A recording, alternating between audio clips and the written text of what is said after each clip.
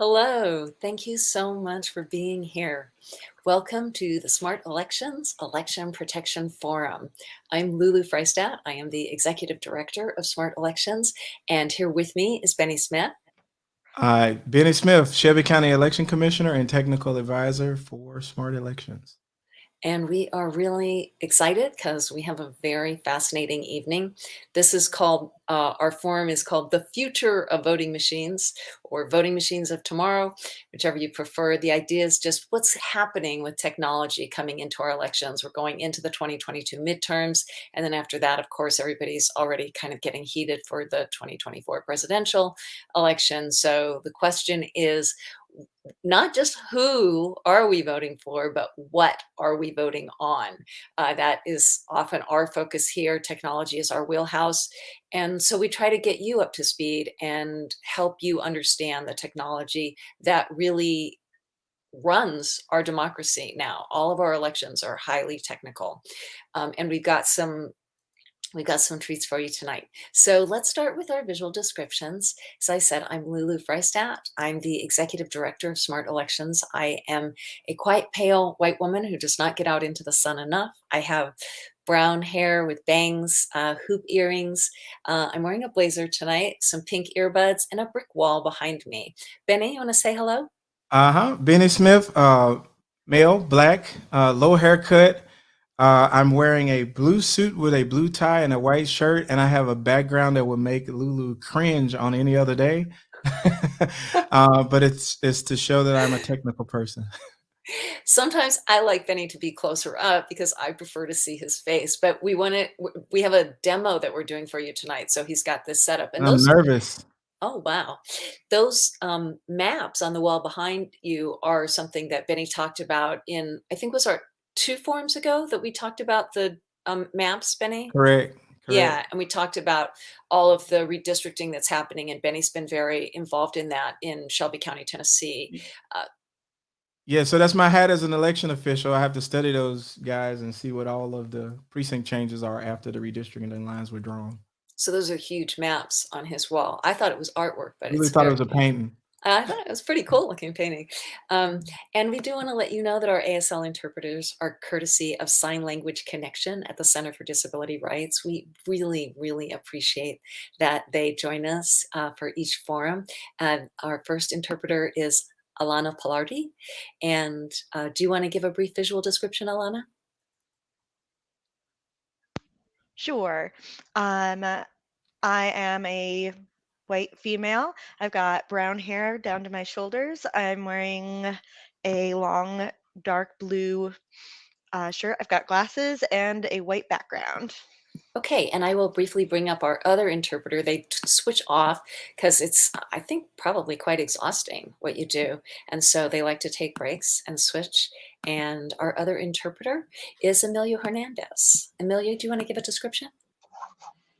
Like the Sure. setup. Hello, my name's Emilio. I am a Latino male, bald with black beard and mustache, wearing a blue sweater and gray shirt. Thank you. Thank you so much for being with us. I think I got him off there. Okay, super. So a little bit about Smart Elections. Smart Elections, as I said, focuses on election security and technology. We want elections to be fair, secure, accessible, well-administered, and publicly verifiable. Those are our goals, and they are big goals, and we are working really hard to make them happen. If you want to learn more about us, you're going to go to our website. That's smartelections.us. You can reach out to us at contact@smartelections.us. If you're here, we'd love to have you just put some comments in the chat, especially positive comments. We love to hear what you're enjoying about the forum, what you're learning, what's exciting, also what you'd like. If there's suggestions that you have, you can email us or put those in the chat. Putting things directly in the chat is really great because we get it right away. Like I said, positive comments are so helpful. It helps us let other people know what you like about the forums, and we send those out in our newsletters and on the website. So that's really great. And if there's things that are frustrating you or that are not working for you, let us know. We pay attention to those emails. So you can reach us there at contact@smartelections.us. And we have a special feature that we've started, and it's called Inside Bennie's Brain. And I think that we might as well just get started with that tonight because Bennie is going to be with us just for the first half of the forum this evening.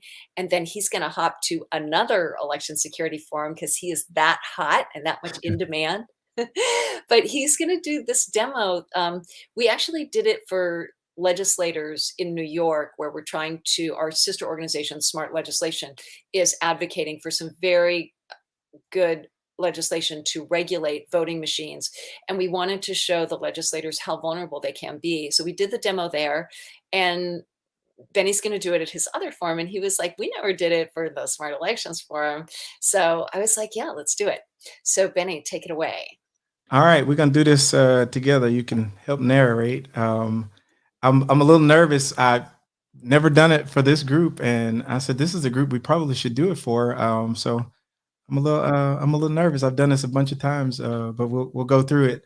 So I'm gonna share my screen. I guess you can tell me, Lulu, when it is there. Share window or screen. I want to allow. It's not allowing me to share. All right, there we go. Let's allow. All right, can you see my screen? We're just going to add it in, and then we'll be able to That's see the it. one. That's Okay, Monte great. Carlo. And I think All we're right. going to try to just switch that around so that the screen is big, if we can. Let me see. Is I that think okay, it's there. Bennie? It's Okay, there. It's there. great. And we've got a comment. People want to make sure you speak up. They want to hear you. Keep the volume of your comments up to the end. Oh, all right. Yeah, I do that a lot. Sorry. I will work on that. So I'm going to open up the application.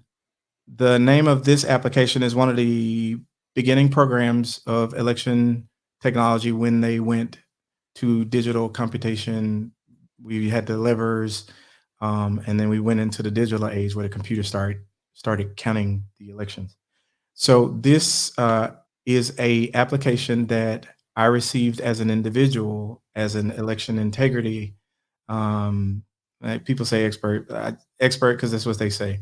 But I was doing this as a citizen, and after I gained the national recognition for some of these things, then I wanted to affect my county, and I got on the election commission. So this software I received it. It was from court cases where there were lawsuits every year in Shelby County. However, this software that I'm about to demonstrate, this proof of concept that I developed on called Fraction Magic with blackboxvoting.org, we still use this software now. And we are going to conduct an election with over 60 something races and about 300,000 voters potentially. We're going to conduct the election on this same software. So I'm going to open it up. It's the Global Election Management software. And let me start it now. And we're going to go into an election database, and I'm going to set up the real estate because we are going to play around with an election. And Lulu, tonight, I don't see you, but tonight we're going to let someone in the chat tell us who they want the winner to be. So I'm not going to be the only dirty person here. We're going to have some help. And Okay. I'm going to open up the program, and we'll zoom in once everything is open to show the races that we're going to play with. And it's morbid, but it's still fun because I've done it enough times to get over the shock. It's all bad. Whatever. It's bad that I can do this, but that's why I'm an election integrity activist as a result of it. So what we're going to do, Bennie's going to show us what the official results were for this particular election. This was an actual election that took place, right, Bennie? Mm-hmm. Okay, so this was a real election, and he's going to show us who won the election, and then we're going to take some votes in the chat. You're just going to be able to put in, we're going to do 2 races. Mm-hmm. Yeah, we're going to do governor, and then we're going to do Congressional District 8 for Congress. So we're congressional going to pick a district. governor and a Congress person. And what Bennie wants to make sure you understand is that he could do every race on the ballot in the same amount of time that he does one. He could do the presidential race. He could do any of the races on the ballot. The That would be program has when he takes over the program, he has complete control over who wins these elections. So go ahead and blow it up so we can see the names on both these races.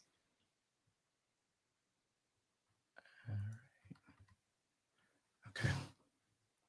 So I'm doing it on 2 computers here. All right. Can you see? Can you get a little bigger? There you go. Okay. So this is the race for governor.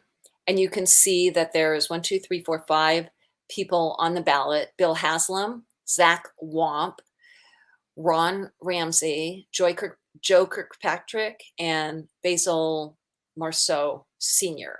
So go ahead and put in the chat who you'd like to win this race. 2 sets of results, so we're going to open up the other set so you can see. Okay, the other race that so I just want to.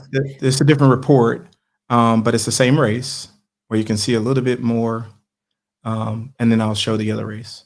Okay, but yeah, put those names up. So I personally, I have a preference. I really want that Zach Wamp. Wait, so keep the other names up for a minute before you move on to the second one, because I think people need to see these names while they're voting. Okay. But yeah. I have to say, I have a preference for Zach Wamp just because the name is so funny. Womp. We don't want you to think that we had this planned in advance. So go ahead and put, Mark Shaw is voting for Wamp. Who would you like to win the election?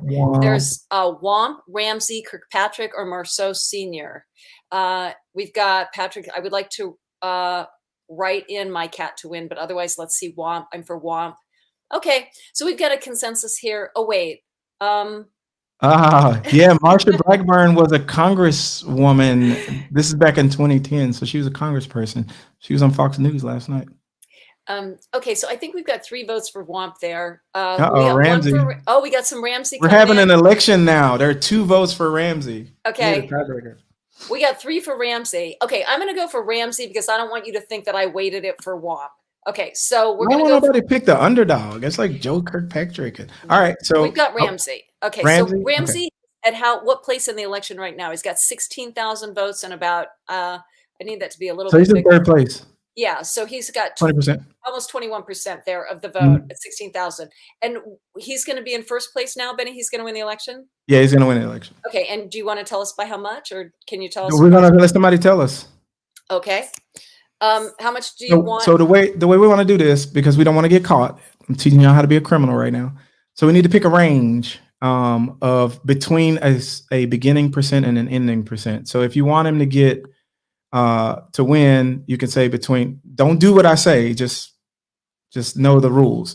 You can say between 50% and 75%, and that will guarantee that he will fall out somewhere around 60% or something, because it needs to look real. So we can't say he's going to get 90% of the vote and 90% everywhere, because if you do that, it will give it 90% everywhere, and it will be obvious. Okay, so we've already picked our candidate. It's going to be Ramsey. We had 3 in a row for Ramsey, and then now we're just picking our percentage. So if you'd like him to win by 50%, put that in the chat, or 60% or 70%. Just a range between a number and another number. Okay, so 50 to something, 60 to something. So we'll take somebody, give us the low number, and then somebody give us the high number. And there's no way we could have planned that in advance. Okay, and while we're doing that, let's go on to the names of the next candidate. Okay. So that's the governor. Benny is going to be doing that. So I've got 50 to 70, 50 to 75, and 50 to 75. So those are all pretty close. So why don't you do? Then just pick a winner. Just pick a winner for this one. It's just to show that we can do 2 races. For our last range, why don't you do? I see 55 to 65. Is that good? Yeah. Okay. It's a solid win. That was 55 to 65. That's from Jackie Cody has picked the range, 55 to 65. Okay. So our candidates are Ramsey. We had votes for Ramsey, just putting those up here. We had Ramsey, and Ramsey. Okay. So those are our votes, just so you know. That's our candidate selection. The audience picked it, not us. And then our range was from Jackie Cody, I said, right? 55 to 65%. Okay, now we're going to move on to the next race, because we're going to do 2, even though he could do all the races. But right now it looks like George Flynn is the winner there with 61% of the vote. So your options here are Fincher, Kirkland, Smith, or Watts. go ahead and just put that in the chat, who you'd like to win this Congressional District 8. We've got Fincher, Kirkland, Smith, or Watts. Put them in there, who you want to win. And then you can also put your range in there for what range.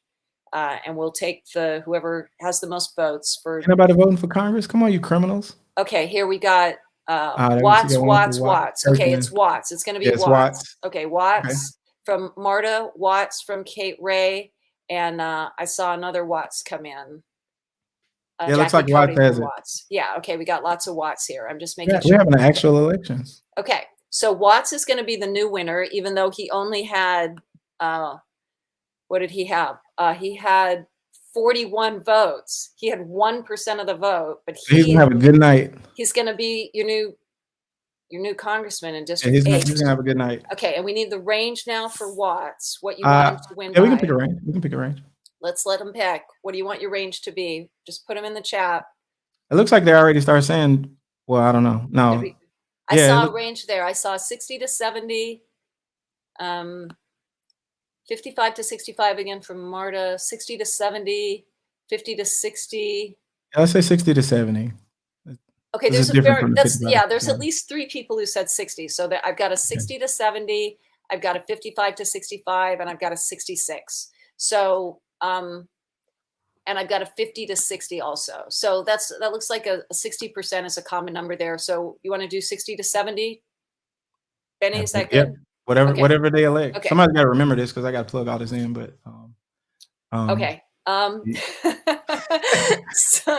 thief. I gotta make all this happen. I'll take some notes over here. Yeah. So I know we picked Watts, and we said 60 to 70, right? 55 to 60. Oh yeah, 60 to 70 for Watts. And I think it was 55 to 65 for. I don't remember. Ramsey. Okay. Yeah. So Ramsey, 55 to 65. Okay, I put those. Oh, we got a streaker. We got our. Oh my God. They didn't vote for anybody. Come on, man. You got to vote for somebody. Okay, so. Or just to review, I put these into our chat and wrote them down. So Watts is going to win for governor for. Oh, well, let's do it in real time. I'm going to open Fraction Magic now, and we'll designate the winner. So I can take my order like it's a McDonald's window. Okay. So I'm opening the Fraction Magic window, and you can't see it, but I'm not going to go for there for the sake of time. I'm going to type in a special code that gives a shout out to Black Box Voting's Bev Harris. All right, so this is Fraction Magic. This is a proof of concept. This is the part that I developed that opens up the allocation rules. So we're going to pick our winner for governor. And all right, so I need to do something first to allow me to set the stage. That's going to give me my formula that makes this realistic. All right. Okay. So the first place winner is going to get how much did we say? Which one are you doing right now? The governor? Governor.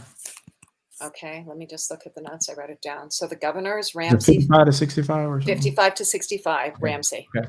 So I'm typing that the low number is going to be between 55 and the high number is going to be between 65. And it picked 58. So if you see what happened, it just picked a random number. And if I do the same thing, this is early voting, this is absentee ballots, and this is at the polls. So it's going to be a range of that in all 3 categories, which is the disturbing precision that happens. So I'm going to copy this formula all the way across. And so it's 62, 64, and these are precincts. So this is at this precinct, he's going to get 62%. At the next precinct, he's going to get 64%. Another one is going to get 61. But in absentee ballot, he's going to get 58. If you see where my cursor is, these are the allocation rules, and this is the disturbing part. But Benny, the program is automatically randomizing that for you. You pick the range, and it sort of I picked it. So the function I picked was called random number, and I'm saying a random number between 55 and 65. And this is just amazing how fast you can do that. You just did all the precincts just like that. Yeah, it's just pure randomness. Yeah. So we'll plug this back into our allocation program, and we'll say that the winner will be, who did we say? Ron Ramsey? Ramsey. Yeah, and Ramsey is going to get all of these allocations that I'm going to copy and paste. And if you look and see my allocations, it just pasted across 236 precincts, and you see those numbers represented here. Wow. Bill Haslam was the actual winner, so I'm going to make him lose. I'm going to make, because nobody picked Joe Kirkpatrick or Basil, I'm going to make Basil come in second place. So he's going to get 20% of everything that remains. So that should be good enough for him to either come in second place or win. So we'll close out of this, and we'll go back, and we're going to do Congress now, right? Yeah, congressional United aid. States Congress. All right, and those rules, we need to set up rules for that. So I'm going to close this. No. And we'll set up rules for that. And what was the number that we were using? Well, 60 to 70%. Okay, 60 to 70%. Right. I can see he's in the 40s right now. Yeah, Ben is so I'm gonna pick a random number between. Come on, man. All right, a random number between 60 and 70. Yeah. Okay, between 60 and 70%. So I pick 63%, and we'll do it across. This is a district race, so there are not as many precincts, but we're going to do between 60 and 70%. And this will be Ben Watts is already selected as the winner, and George Flynn was the actual winner, so we're going to make him lose. He's not going to win. Was it Randy Smith? I think there was a vote for Ron Kirkland, so I'll make Ron Kirkland come in second place, and he'll get 20% of everything else. All right, our rules are set. It's really bad, but the rules are set. Now we can run it, and the nervousness comes. We ready? We're ready. All right, so I'm gonna open Fraction Magic again, and I'm gonna type a secret code. The Smart Elections is over the window, but I'm gonna zoom in a little bit so everybody can see that there is something there.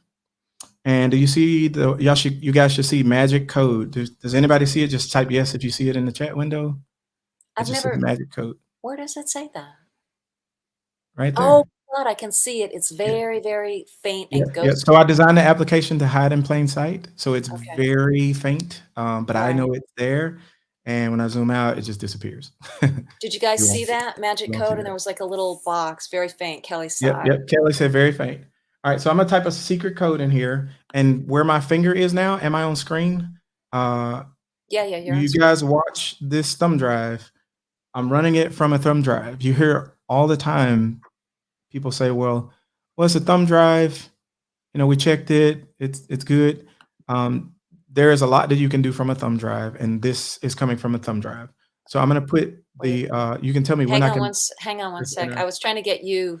So yeah. It'll turn bright red, so you don't have to. You can just show my screen. Was the flash drive you wanted to show that? Yeah, I want, but you're going to see my screen too. I need my screen too, but the flash drive is going to. If you just watch the flash drive, and then we'll see a box pop up, but I don't see my screen shared. All right, there we go. So just watch my thumb drive. It's going to turn red, but I'll keep my finger over it, and it'll be on film, so that we can go back and look at it if we need to. All right, so I'm getting ready to type this code. Somebody gonna be looking at my keyboard. Hold up. All right, I'm getting ready to type it. So, we ready? We're ready. All right. 1,000, 2 1,000, 3 1,000, 4 1,000, 5 1,000, 6. All right, 6 seconds. I know people gonna want to say, because this is a real program, that I'm a bad person. I am not a thief. I just play one. This is an ethical swap. This will actually work in the software that we use in my county, so you're not playing with that. All right, so I'm going to look at the results because we now have a new winner. And I'm not going to close the application. I'm just going to preview the next batch of results. And when I preview that batch of results, I'm going to put it on the screen and open it up. If you look at Ron Ramsey, if you look at Ron Ramsey, blow it up big, please. Ron Ramsey now has, Marsha showing up. Ron Ramsey now has $47,237.62. And we should all let that land because it doesn't look like votes anymore. It looks like money. There is no way to have 0.62 of a vote. That's what fraction magic is. That is a destructive problem that opens up the program that I wrote, which is using financial allocations to reallocate totals. Ron So Ramsey. just to put that into plain English for most of us who don't quite understand this, what happened is that this program has a built-in feature that allows the votes to be counted as fractions. That isn't something that Bennie created. It's something he discovered. And it has a name. He It's called a weighted election, Yeah, where you give the weight to the candidate that you want to win. he discovered that the votes could be allocated as fractions, and then he designed a program that would do exactly that. And so this is now 47,237.62 votes, which we all know is some sort of bizarre anomaly. You could have 0.62 percentage of the total vote, but not 0.62 of one person's vote. But And just so people don't think I'm skimping on time, we'll look at the totals here. And this is where it's very different, because look at Ron Ramsey. He's now the winner. And I even refreshed this one. It just refreshed itself. You see Ron Ramsey as the winner, but you don't see any decimal places behind his total votes because it knows to round it off to the nearest one place. And he did come in at 61%, and the amount the range was 55 to 65, so he got an average. Okay, of so about Bennie 61. was able to hit that range that we asked for, 55 to 65%, and he came in at 61% there. Yeah, so he got a guaranteed win. The actual winner, no one would ever know, Bill Haslam, because he came in with 15% of the vote. Yeah, I put him at third place. I sank him. And then the second race? Yeah, let's look at the second one, and then we'll take some of these comments in the chat. And then I know, Bennie, are you leaving at 7:30? Bennie has another event. Yeah, I got to do a demo. Crazy. So Ben Watts came in at a lowly 64.92%. He has $2,451.37, or 251 votes. He is the winner. I think George Flynn was the runner-up. I did try to make him lose. I picked 20%. It wasn't enough to make him go to the bottom, but I did give one of those guys a boost where he got a lot more votes, and I think it was Kirkland who I picked. I think he had like one vote in the first scenario, and so he had a good night. We just didn't win. And let's move it over to the other world. Ben Watts originally had like 1% of the vote. Yeah, he didn't have really anything. And he did come in there with it was requested 60 to 70%. Yep, and it did land in there at 60. Somewhere in the middle. That's what the law of averages will give you. So it looks plausible. So there is another report. It's more detailed, and I know we want to get to some questions, and I'm actually at a hard stop. So we promise we will talk about this. We will develop it. We will explain it in another series, right, Lulu? Yeah, I just want to put this one comment up. So if someone hand counts a precinct with hand counted paper ballots, they'll catch this, right? That's exactly why I'm a hand marked paper ballot advocate. It is impossible for me to have 0.62 of a circle. If I fill in 60% of a circle, I still voted for you. But what people need to know is that these particular voting machines, they don't have hand counted paper ballots. They don't have any paper ballots at all. All the votes are right there on the computer. So with this particular system, which is the AccuVote TS, originally from Diebold, there's no way to hand count ballots or to even do a risk limiting audit, because it doesn't have paper ballots. All the records are there on the computer, where Bennie has now changed them, and no one would ever know that. Yep. So I hate that I have to do this and run off. But we promise, if you guys will DM me on Twitter and ask your questions, I'll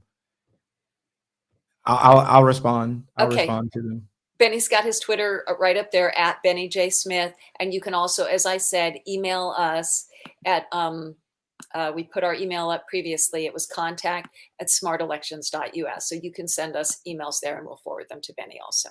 Sorry to leave, guys. That's inside of my brain. I'm off to steal another election. Thanks so much, Bennie. Professor Andrew Appel, I think he's on the panel with me. So great job. Give him our best. All right. Good night, everybody.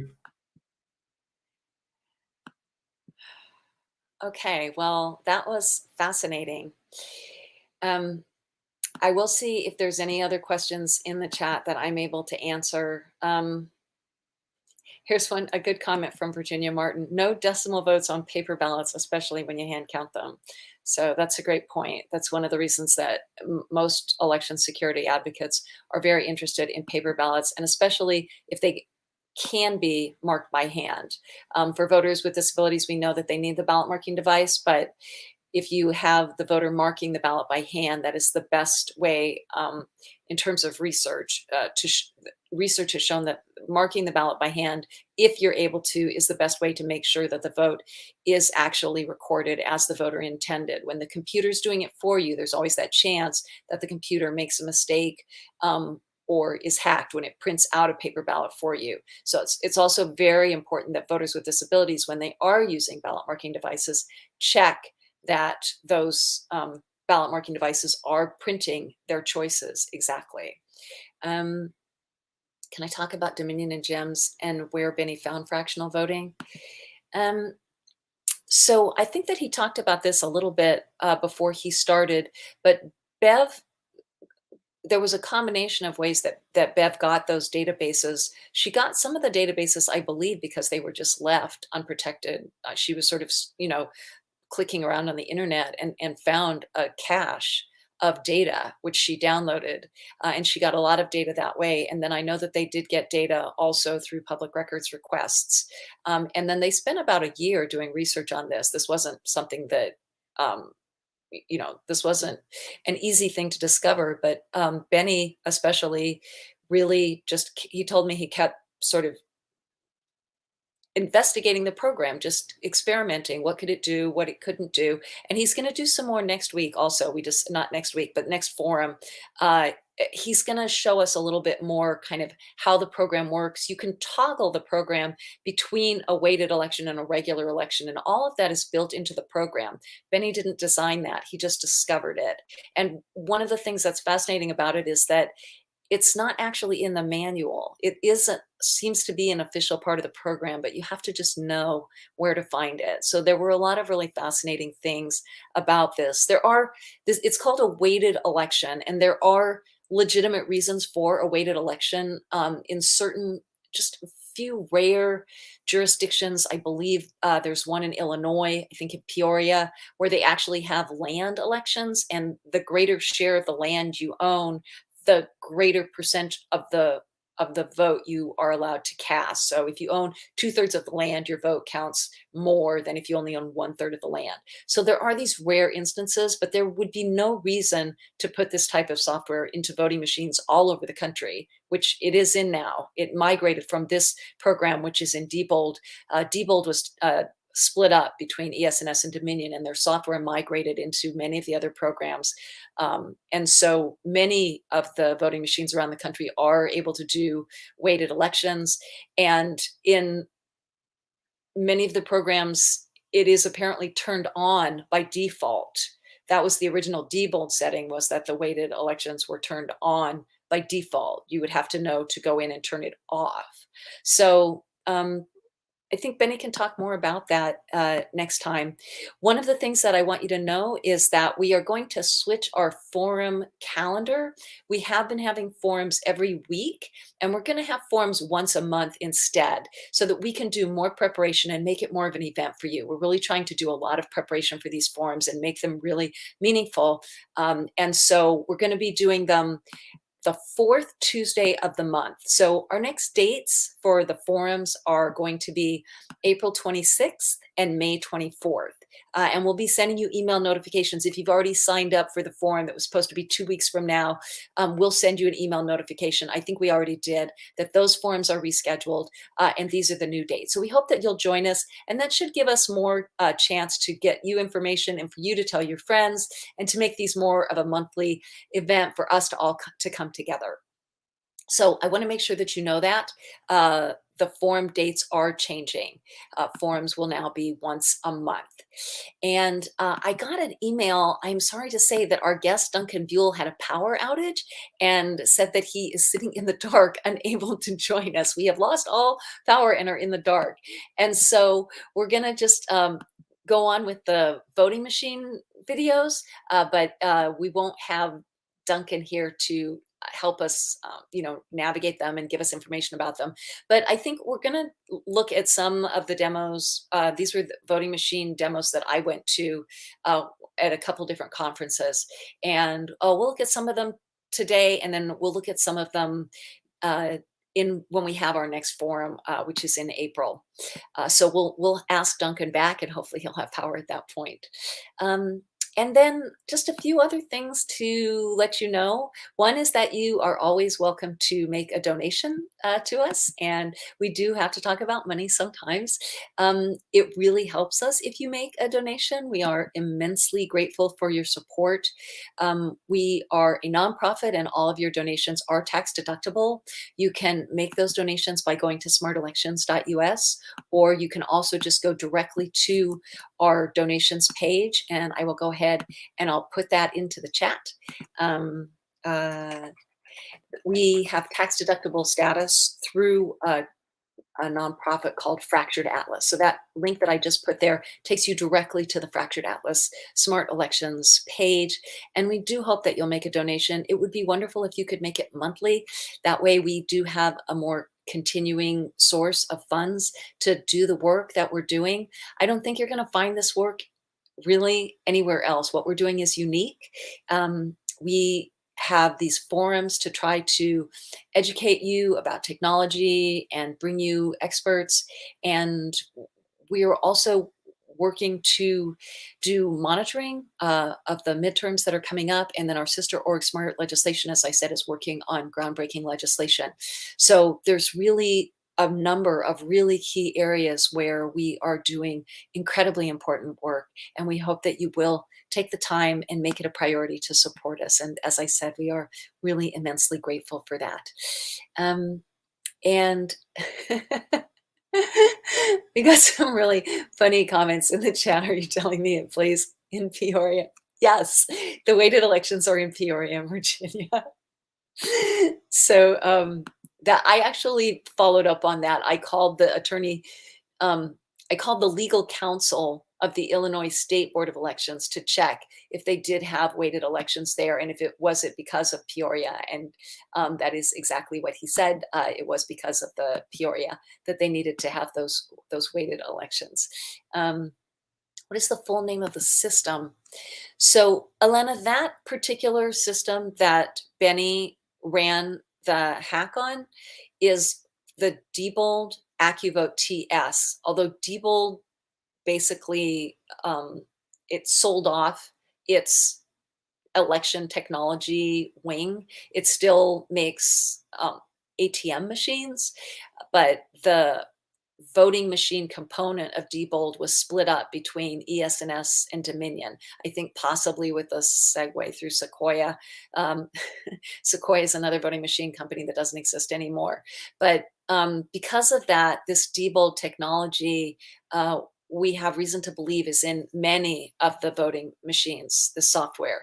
And there was at one point a map that Bev Harris of Black Box Voting created that showed jurisdictions all over the country that were running the GEMS software. GEMS, GEMS software is the software system. And I'll just see if there's any other questions here that I'm able to answer. I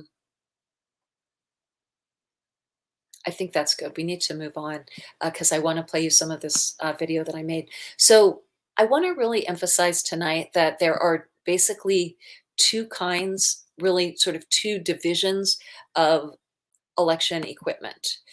And there's, I just want to sort of think about how to frame this for you.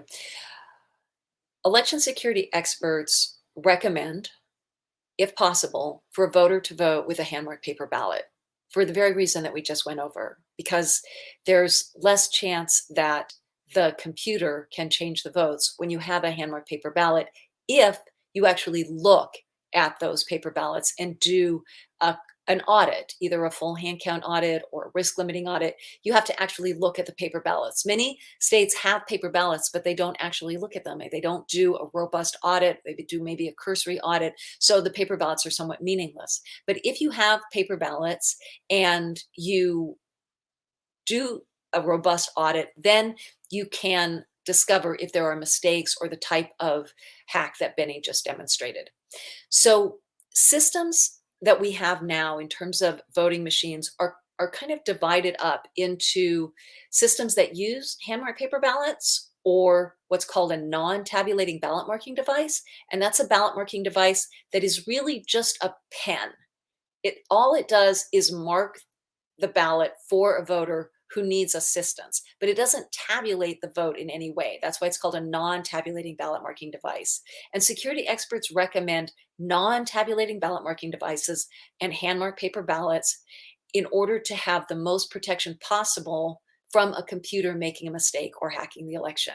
There are other voting machines which are called universal use or all-in-one machines, where all of the voters vote on a computer, and then the computer either records those votes on its memory. That's called a direct record electronic machine, or produces a paper ballot. It can either count that paper ballot itself, like in the Express Vote Excel, or it can have a separate scanner that counts the computer generated ballot. Those universal use or all-in-one machines are not recommended by security experts because there is more chance that the computer could be hacked and you would not be able to identify the hack because the computer is involved really at every stage of the process. The computer is printing the paper ballots, then the computer is counting the paper ballots. So the metaphor that I use for this is I say that those types of machines are like a self-driving car. The car can, if the car can start itself, if it can drive, if it can park, if it can fill itself up with gas, it doesn't really need you, the driver, anymore. It can do everything itself. And a voting machine is kind of like that also. If the voting machine can do everything, then the voter could also be removed from the process and the voting machine could be hacked to change the results. So I'm going to show you first some video from what's called one of those all-in-one universal voting machines. This one is the Express Vote Excel, and I'm going to show you a few videos from it. I filmed this at the Election Commissioners Association Winter Conference in New York, and I will say that the salespeople were really helpful and really friendly, and I appreciate that. One of the things that's been difficult in the past, especially with ES&S, is that the salespeople have been a little bit difficult and not very forthcoming in terms of how their machines work. But this at this conference, I found them to be much more amenable, and they showed me their system. And I'm going to show you some of those videos, and then I'm going to talk to you about some of the concerns that I still have about it, some of the improvements they've made, and some of the concerns that I have. So this is our first video. This is just getting starting to use the machine. Ballot in.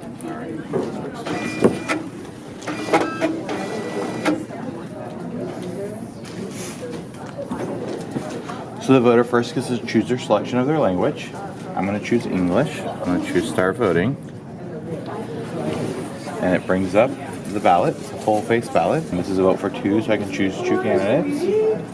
Choose one. The nice thing is, it doesn't allow me to overvote. If, for instance, it's a vote for multi-vote for. If I try doing too many selections, it gives them a warning saying they can't do that. They have to unselect one and reselect another one. And then there was another feature where you can make the text really big. Yeah, so if I change the text size, I can change it to large text. So if I go to large text and I return my ballot, it makes it very large. And it's contest by contest at that point.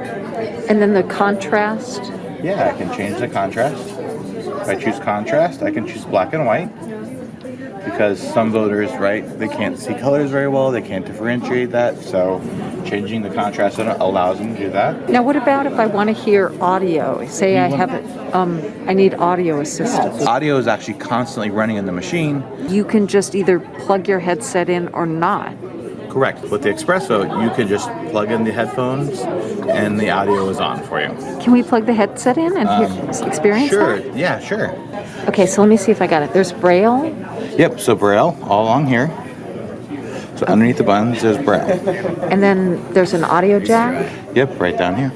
And what's the other jack? This is for a sip and puff device or a rocker paddle.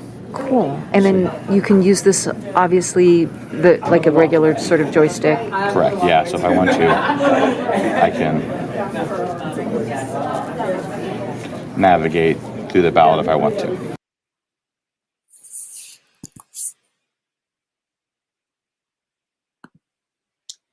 So that was just, starting and using the machine. And I want to tell you a few things that all caps are hard to read on screen. That's a really interesting comment. So one thing I will say about ballot marking devices is that it's very, very important for them to be tested by voters with disabilities. And although it may seem like an easy system to use, we did find that when it was put in use in Pennsylvania, it had over 30 pages of complaints from voters with disabilities. They had a very difficult time using it.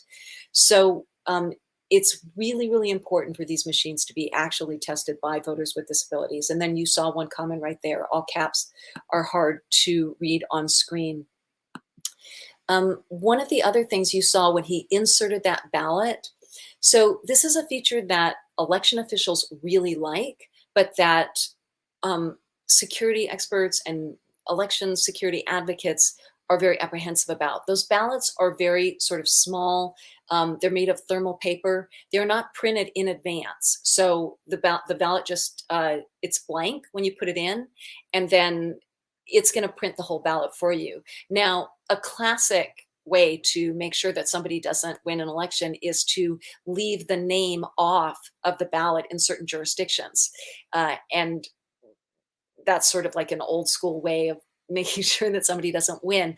You can imagine that it's much easier to pull that type of a trick if the ballots are not printed in advance, but you just program the computer not to print that, not to show that name on the screen. So generally speaking, security advocates prefer that a ballot is fully printed in advance. The other thing that's really concerning about this is that those little thin, there's a few things. The ballots are thermal paper. There's concern that it's not durable enough to last like for a full 22-month or 2-year retention period. We know that thermal paper can have data fade quite quickly. Also, if hand sanitizer or something is spilled on it, the data can simply disappear. So there's a concern about the data on thermal paper, the durability of it, and then just the size of it. Those ballots are these thin, skinny ballots. They look completely different from a hand-marked paper ballot. So if you have these devices being used in a jurisdiction where only voters with disabilities are voting on them, then those voters' ballots are going to look completely different from other voters' ballots, and you have a privacy issue there.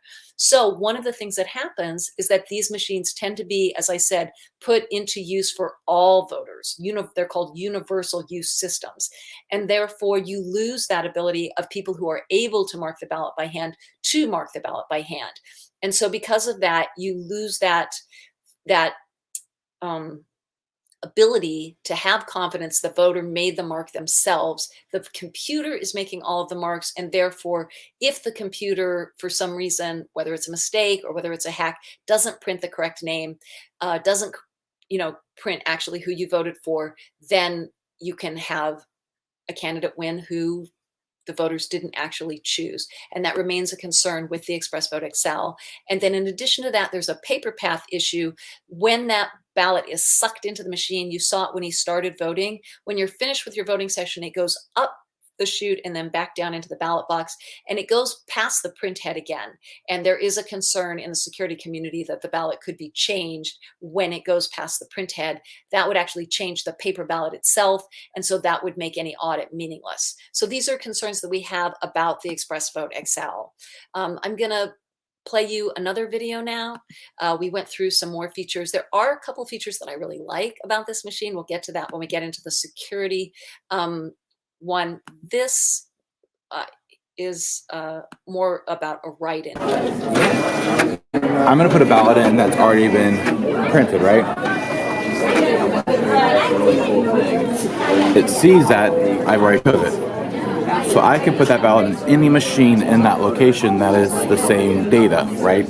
And so I could take this ballot and I could verify it on a separate machine if I wanted to as well. I'm going to choose to go into assisted mode so it can use the audio for me.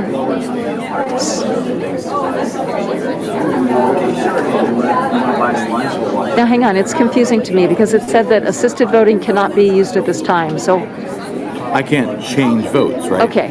And again, all of that is customizable. Okay, and then you're going down on the panel. Yeah, going down the panel to make my selection. Now it just told me I selected Patty Mel. It's reading the ballot that's in the machine right now. Correct. Right, it's reading this paper ballot. Okay, now it just told me that there was a contest not fully voted. Yep, that was my undervote. Okay. Refer to printed card for write-in entry. Did we do a write-in here? Yes. Okay, but how did we do the write-in? I just typed in Matt. So right here. Oh, you voted for yourself? I voted for myself. I love that you always vote for yourself. I can't think of names on the fly. I love that. It's My name a is lot very of easy to confidence. remember, right? Matt is very easy to remember, so. When you do a write-in, it says on the screen, refer to card, and then you go and you look at the actual paper, and is your name Matt on the write-in here? Write-in Matt. There it is. Okay, so that is more kind of information of what the ballot looks like. You saw how skinny that ballot is there, and you saw how it's really kind of hard to read. You're looking at it under glass, and we already know that voters, from research, we know that approximately 7% of voters actually check that their ballots that their selections have been made accurately on the paper. And in fact, when tests have been done and they deliberately put the wrong candidate on the paper, many times voters don't notice at all. So we do know that that is a potential problem, that that little skinny ballot is behind glass and voters don't check it. And so again, we're worried that you may be ending up with ballots that are not actually what the voters selected. You may end up with candidates that are not what the voters selected with those ballots. I do have to say that Matt was charming, though. He's like a very charming salesperson. And as I said, I appreciate that he went through these features with me. We're going to look at one more, and this actually shows a feature that I do like on the Express Vote Excel, that a new feature. In what way is it secure? Is there a lock on the ballot box, or how is it secured? It's locked in there. Where are the locks? On the side right here. You have lots of options for sealing things in place. It's really going to be up to the certification and jurisdictions on how many seals they want to put it and where and all of those features. Okay. And then how about the USB ports? Where are the USB ports? They're up here. There's this right here. There's a USB. That's the USB stick. Yep. And as you can see on the screen, anytime this access compartment is open, the machine is unusable. And it's giving us a big alert that it's been opened. And a light is flashing too that would be facing coworkers. So we'll know. Fantastic. Yeah, so it's also beeping really loud. It's a loud room right now, so you can't hear it. But so if you're across the room, you're gonna see that flashing. So you know that, and any kind of warning in the machine gives it. So if a voter needs any kind of assistance, they're gonna know because they have a flashing light. You don't choose enough candidates to have the barcodes go all the way across. We now print X's to where a barcode placement could be, so nothing can be added there. Okay, so a number of things there to be concerned about and some things that are really great. So I made a decision when I went to each of these voting machines. The vendors were willing to show me where the USB ports were because I wanted to know and I wanted to see them. But I made a decision that I didn't want to show those publicly on video, just as a security precaution. I don't think we need to advertise where the USB ports are on all the voting machines in the country. So I did cover that up. He did show me where the ports are. There are USB ports on all of the voting machines. That is basically how they get programmed. So keep in mind that if you're trying to get malware into a system, a USB drive is a very nice, easy way to do it. And as you saw in the demo that Bennie did, he used a thumb drive. And that is why he uses a flash drive in that demo, to make sure that people understand. All of these voting machines have USB ports on them. That is how they get their ballots and their they have to set all that ballot up, the ballot style and everything. So they have thumb drives. I'm not going to show you the location on the thumb drive of each machine, but they do. What I like about what ES&S has done there is that when that compartment with the USB port is opened, you saw there's that huge flashing light. There's a noise. I don't know if you could hear it, but there's like a dinging. It goes ding, ding, ding, ding, kind of like the same noise that when your seatbelt is off. So and that huge memo comes up on the whole screen is black with a thing that says that the door has been opened. So that is actually one of the first really good security features that I've seen from ES&S. What you also saw, though, was that the votes are counted with barcodes. And I'm sorry, especially that Duncan isn't here tonight, because Duncan is one of the people who is adamant that barcodes cannot really give you a verified vote. There is no way for the voter to know what that barcode says. And in fact, when you scan it, and this is Duncan Buell, who was the election security expert, a professor at University of South Carolina, emeritus, who was supposed to be with us tonight. But Duncan told me that when you scan those barcodes, often you'll get something like a can of oil or whatever that number is associated with somewhere, in the universe of barcodes. It will not necessarily tell you what candidate you voted for, because they're just generic barcodes. And that's been his experience with barcodes. Here's Virginia. Again, I can't count barcode. None of us can actually count barcode. We need a machine. So that is one of the provisions in the legislation that we are working to pass in New York State, is something that bans barcodes being used specifically on a ballot. So that voters are able to see the actual plain text. And you can see, Matt showed you there, that they have made a precaution there where if you don't vote for a candidate, there's an X there. This was because there's always the possibility that if you don't vote for a candidate, that the machine can fill in a barcode and vote for a candidate for you. So they've put that X there.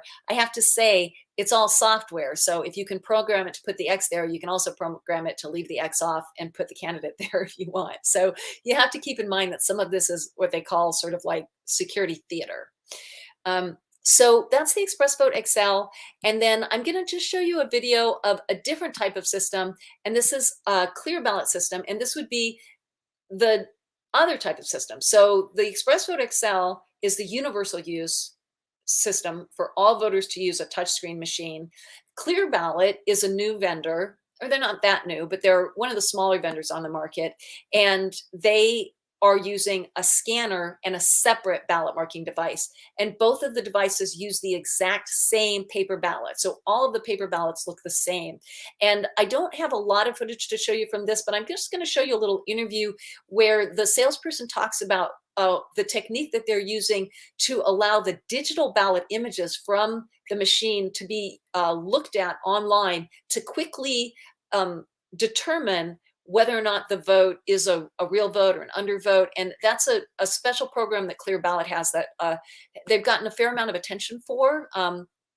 There's definitely a spectrum of concerns about it and interest in it, but I think it is a really interesting feature to know. So that's why I'm going to show you this video of that particular feature of Clear Ballot. And it has about 5 seconds for you to just kind of get a look at the scanner, just a very basic scanner.